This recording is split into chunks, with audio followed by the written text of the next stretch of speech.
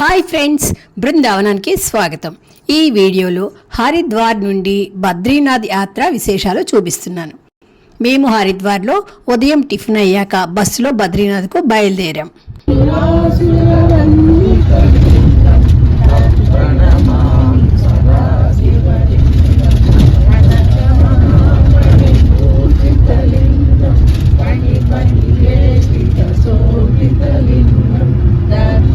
దైవ దర్శనానికి వెళ్తున్నామని బస్సులో అందరం లింగాష్టకం, విష్ణు సహస్రనామాలు ఇంకా అన్ని దేవుళ్లకు సంబంధించినవి పాడారు. ఈ ప్రోగ్రాంకి రాణి గారు, సుభద్ర గారు నాయకత్వం వహించారు. సుభద్ర గారు మంచి గాయని, పాటలను తను గానం చేస్తూ మా అందరితో కూడా పాడించారు. ఈ విధంగా ప్రయాణం చాలా ఆహ్లాదంగా జరిగింది. కొండ ప్రాంతాల్లో కట్టిన పెద్ద పెద్ద భవనాలు చాలా బాగున్నాయండి.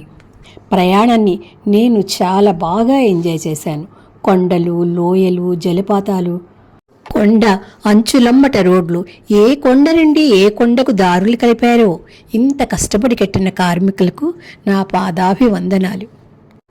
ఆకాశంలో రంగురంగుల వర్ణాలు, అబ్బా ఎలా వివరించాలో నాకు తెలియడం లేదు. అప్పుడప్పుడు మనం ఇలా యాత్రలు చేస్తే చక్కని ఉత్సాహం వస్తుంది. ప్రయాణంలో ఆనందంతో నవ్వులు విరజల్లుతున్న నళిని గారు. వీడియోని చూస్తూ స్థల పురాణం వినండి. బద్రీనాథ్ ఒక పుణ్యక్షేత్రం. ఇది ఉత్తరాఖండ్లో ఉంది.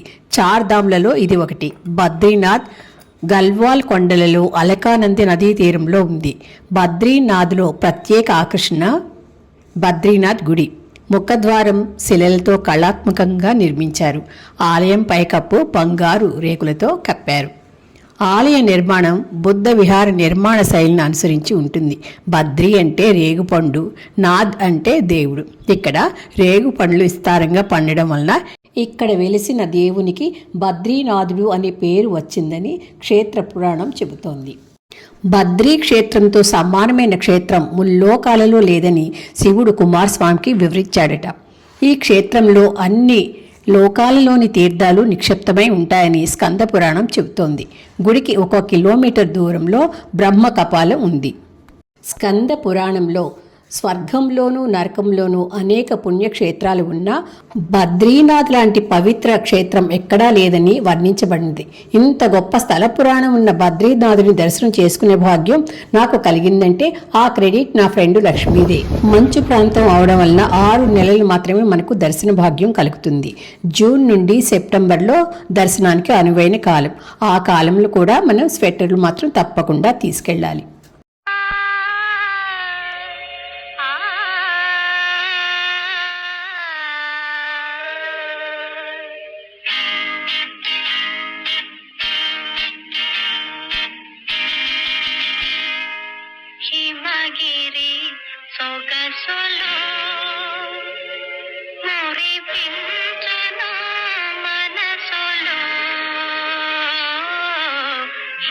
ఉదయాన్నే బయటికి రాగానే కొండలను చూసి మై మర్చిపోయాను. కొండలపై మంచు పరుచుకొని సూర్యకిరణాలు పడి వెండిలా మెరుస్తూ వెండి కొండల్లాగా అనిపించాయి. వేడికి నెమ్మదిగా కరుగుతున్న మంచు, కరిగిన మంచు దారలు, ఆకాశం రంగురంగుల వర్ణాలతో అలా చూస్తూ ఉంటే నన్ను నేను మైమర్చిపోయాను. బద్రీనాథ్ ఆలయం యొక్క పగటిపూట అందాలు, రాత్రిపూట అందాలను చూసి మీరు కూడా ఆనందించండి.